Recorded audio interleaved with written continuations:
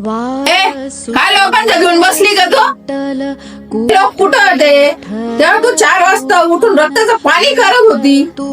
हे लोक कुठे होते जेव्हा तुझ्या पायाला जखम झाली? कुठे गेले होते ते? पण आई हे जग जगू देत नाहीये.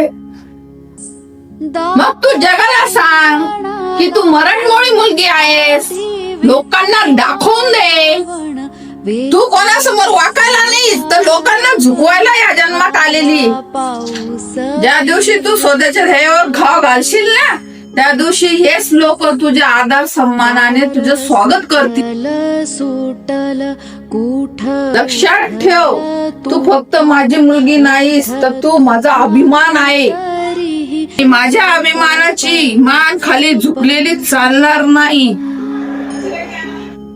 उद्या मैदान गाजवायला जायचंय तर रडायला नाही, प्रतिस्पर्धकला रडवायला जायचंय.